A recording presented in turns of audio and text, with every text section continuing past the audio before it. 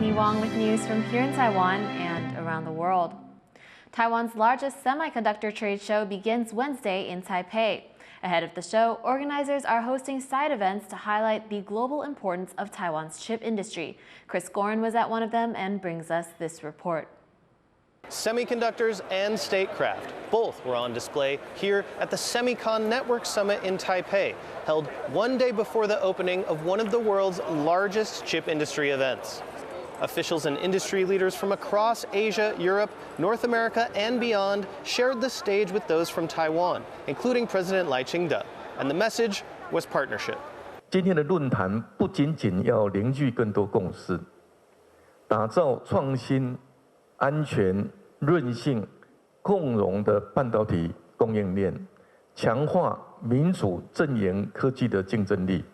As AI sends chip demand soaring, Taiwan's firms are expanding global operations while navigating trade uncertainty.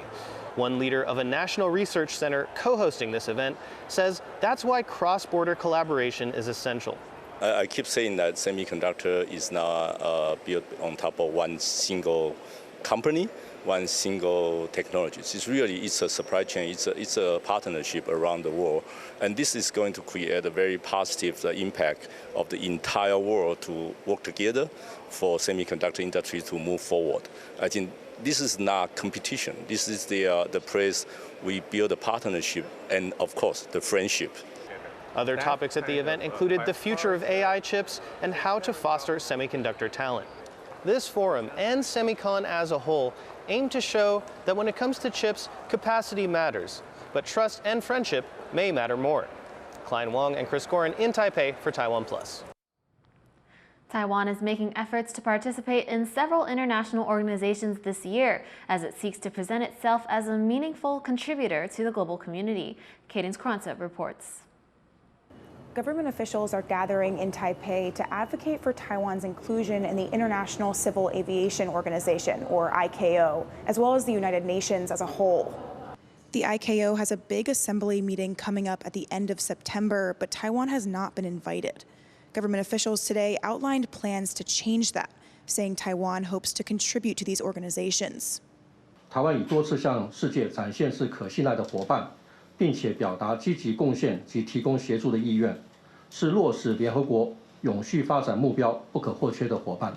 Taiwan has not been a member of the UN since 1971, when China's seat was transferred from the Republic of China, Taiwan's official name, to the People's Republic of China in Beijing. It has since been excluded from the ICAO, which is a UN agency, apart from once attending as a guest in 2013 under the name Chinese Taipei. This week, several legislators from across party lines will travel to New York to show support for Taiwan during this year's UN General Assembly. And later this month, Taiwan will send a delegation to the ICAO Assembly to push for its inclusion. 那我们一直以来恪尽维护飞航安全的职责，可以用保障飞航安全，所以 ICAO 应该是接纳台湾的参与，来符合 ICAO 确保全国国际民航安全。 跟有序成长的成立宗旨，也可以完备 ICAO 全球民航治理的完整性。那飞航安全是没有国界的。Calls for Taiwan's inclusion in the ICAO comes amid air safety tussles between Taipei and Beijing. One is a contested flight path between Taiwan and China that's led to what Taipei calls dangerous commercial flights. Several U.S. Congress members have sent a letter to the organization to ask it to allow Taiwan to attend its upcoming assembly. They say the decision to exclude Taiwan undermines aviation safety and that its presence could help it handle China's changes to flight routes near its borders. ICAO did not respond to TaiwanPlus's request for comment on Taiwan's participation. This is not the first time Taiwan has advocated for its inclusion in these international organizations. These are efforts that have been going on for many years, as Taiwan seeks to present itself as a rightful contributor in the hopes of building up its voice on the global stage. Leon Lien and Cadence Kronta for TaiwanPlus. Beijing is protesting a new policy in Washington that would deny U.S. visas to Central Americans with ties to the Chinese Communist Party. 美方挥舞签证大棒，吓不倒真正的有识之士，挡不住中国同中美洲国家关系发展的历史洪流。中国将继续与中美洲国家加强交流合作，促进当地经济社会发展，更好地惠及各国人民。U.S. Secretary of State Marco Rubio announced the visa restrictions on September 4th. The ban will target those the U.S. believes to be helping China undermine rule of law in the region. The State Department says Washington is committed to, quote, countering China's corrupt influence in Central America and stop its attempts to subvert rule of law. To understand more about the United States' new visa restrictions, John Ventrias spoke to Safe Spaces analyst Patrick Ke, who specializes in Taiwan's diplomatic allies and Latin America. So the United States has a long history of trying to keep other powers out of the Western Hemisphere, but why is it concerned about China in Central America now? So this is all part of Trump's policy of America first. And now in terms of the Americas first, Trump has put a lot of emphasis in the Americas, basically shifting the Biden's administration's interest in the Pacific and now turning to America, specifically due to Trump's immigration policies and also Chinese growing influence in Latin America. Do we have any indication who this new visa ban policy is aimed at? Seems quite broad. Anyone helping the Chinese Communist Party undermine the rule of law. Who is this? Who are they talking about? It is definitely very broad, and well, there's no clear indication about who the State Department is referring to, but potentially it could be regarding to high-profile politicians that have ties with China and have benefited from Chinese investment in the region. So is this part of a sort of a new Monroe Doctrine where the U.S. is claiming the Western Hemisphere as its sphere of influence with no outsiders allowed? Or does Taiwan somehow fit into this? As some people may know, the whole region was once allied diplomatically with Taiwan, and today only two countries, Guatemala and Belize, still recognize Taipei. Is that involved? I wouldn't say that this is a new Monroe Doctrine of the U.S., but there's specifically a lot of emphasis in the Trump administration regarding Central America and South America. So indirectly, that supports Taiwan's diplomatic position by raising the costs for political elites who might otherwise help China expand its footprint in the region. And at the same time, this opens the door for closer Taiwan-U.S. cooperation. And if officials in Central America worry about jeopardizing their U.S. ties, Taiwan and Washington can step in with deeper economic engagement, new development projects, and other alternatives to Chinese involvement. Of course, there's also a risk. If the U.S. relies only on visa restrictions without offering credible alternatives, Beijing could respond by increasing its own incentives to keep or win over governments in the region. So while this move is helpful to Taiwan, it's only part of a much larger contest. That was analyst Patrick Ke from policy consulting firm Safe Spaces. Chinese President Xi Jinping says trade wars are hurting the global economy, speaking at a virtual BRICS summit on Monday. 各国发展离不开开放合作的国际环境，谁也不能退回到自我封闭的孤岛。无论国际形势如何变化，我们都要坚定不移地推动构建开放型世界经济。 Xi's comments come amid U.S. President Donald Trump's sweeping tariffs, which include a whopping 50% levy on BRICS members India and Brazil. The bloc represents about 30% of global economic output and was formed to challenge Western leadership.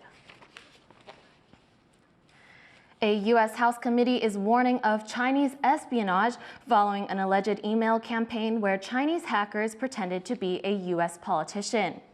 The Wall Street Journal is reporting that hackers spoofed the email of U.S. Representative and China Committee Chair John Mulinar, asking trade officials for sensitive information on trade talks with Beijing. It appears that the hackers were trying to give Chinese officials an inside look at the trade recommendations heading to U.S. President Donald Trump. The FBI and Capitol Police are now investigating the case. China has repeatedly pushed back against U.S. allegations of hacking. At least 19 people are dead in Nepal after some of the country's worst unrest in years. Crowds of mostly young people clashed with riot police, decrying recent social media bans and venting anger over corruption allegations. John Ventriest has this report. A day of violence in Nepal Monday as crowds of largely Gen Z protesters face down riot police. Before the end of the day, 19 people will die and hundreds, including police, will be injured. The largely young protesters are furious at a ban on many apps, including Facebook, WhatsApp, and YouTube, for failing to register in Nepal. But it's about more than just internet freedom. It's about corruption and inequality, too. Nepal has seen several corruption scandals involving ministers and other high officials. And over the past few days, there have been viral videos on TikTok, just back in Nepal since August, comparing the hardships of average Nepalis with the luxuries that the children of politicians enjoy. Protesters say it's time for a change in Nepal. We need a new youth, new power, and new politicians who are well educated to move the country forward. Also, the recent happenings of social media ban and social media banned by the government, extremely it is against our freedom of speech, and they want to control us just like a dictator. I don't know what to expect from these politicians. I am just fed up just like the others. Amnesty International says police went beyond rubber bullets and tear gas, shooting at the protesters with live ammunition. That's something some injured protesters back up. I was sitting under the overhead bridge at the protest site when a bullet passed through my right hand. It was not a rubber bullet, but a metal one, and it took away part of my hand. The doctor says I need to undergo an operation. I was there for a peaceful protest, but the government used force. I had no fault at all. The protest was going on, and people were hurling stones. Suddenly, I was hit by a bullet, and then I didn't know anything.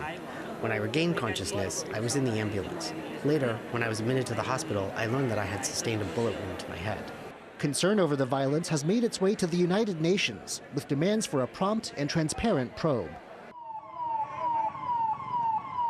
There was later a measure of calm as some areas of Kathmandu, the capital city, went under curfew.